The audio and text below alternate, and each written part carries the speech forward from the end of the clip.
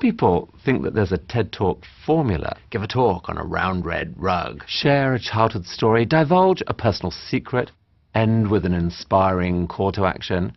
No, that's not how to think of a TED Talk.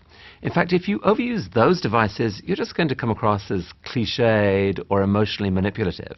But there is one thing that all great TED Talks have in common, and I would like to share that thing with you. Because over the past 12 years, I've had a ringside seat listening to many hundreds of amazing TED speakers like these. I've helped them prepare their talks for prime time and learned directly from them their secrets of what makes for a great talk. And even though these speakers and their topics all seem completely different, they actually do have one key common ingredient. And it's this. Your number one task as a speaker is to transfer into your listeners' minds an extraordinary gift, a strange and beautiful object that we call an idea. Let me show you what I mean. Here's Hayley. She is about to give a TED Talk, and frankly, she's terrified.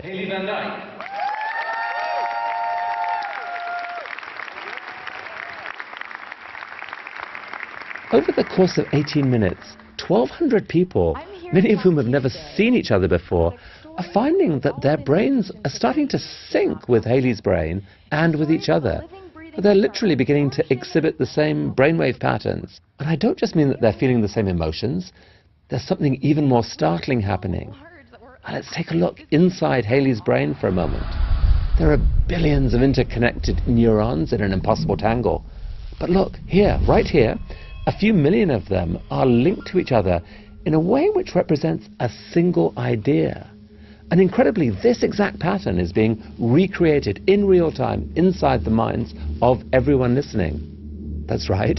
In just a few minutes, a pattern involving millions of neurons is being teleported into 1,200 minds just by people listening to a voice and watching a face.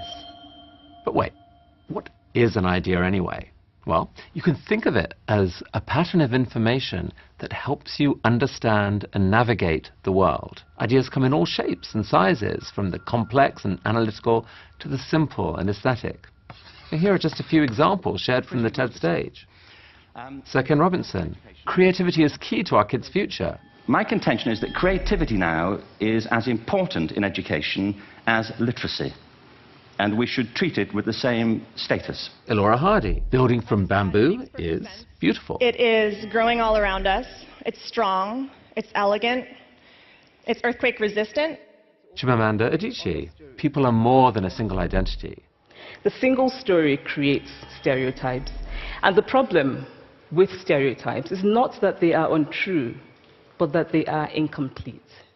Your mind is teeming with ideas, and not just randomly. They're carefully linked together. Collectively, they form an amazingly complex structure that is your personal worldview. It's your brain's operating system. It's how you navigate the world. And it is built up out of millions of individual ideas. So, for example, if one little component of your worldview is the idea that kittens are adorable, then when you see this, you'll react like this. But if another component of your worldview is the idea that leopards are dangerous, then when you see this, you'll react a little bit differently. So it's pretty obvious why the ideas that make up your worldview are crucial. You need them to be as reliable as possible a guide to the scary but wonderful real world out there. Now, different people's worldviews can be dramatically different. For example, how does your worldview react when you see this image? What do you think when you look at me? A woman of faith, an expert, maybe even a sister, or oppressed, brainwashed, a terrorist? Whatever your answer, there are millions of people out there who would react very differently. So that's why ideas really matter. If communicated properly, they're capable of changing forever how someone thinks about the world and shaping their actions both now and well into the future.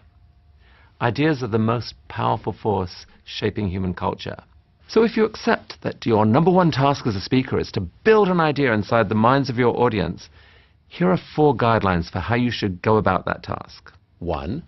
Limit your talk to just one major idea. Ideas are complex things. You need to slash back your content so that you can focus on the single idea you're most passionate about and give yourself a chance to explain that one thing properly. You have to give context, share examples, make it vivid. So pick one idea and make it the through line running through your entire talk so that everything you say links back to it in some way. 2, give your listeners a reason to care. Before you can start building things inside the minds of your audience, you have to get their permission to welcome you in. And the main tool to achieve that? Curiosity.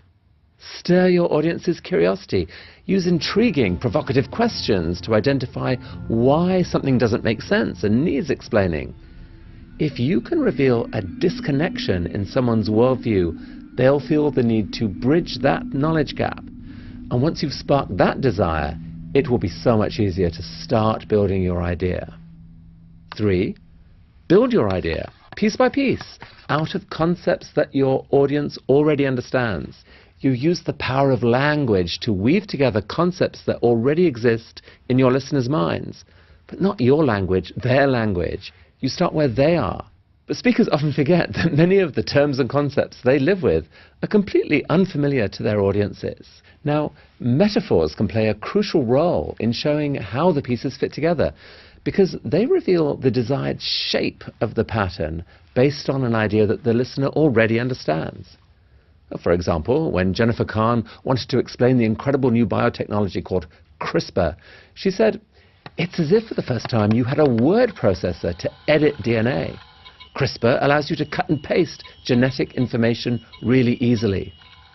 Now, a vivid explanation like that delivers a satisfying aha moment as it snaps into place in our minds. It's important, therefore, to test your talk on trusted friends and find out which parts they get confused by. 4, here's the final tip. Make your idea worth sharing.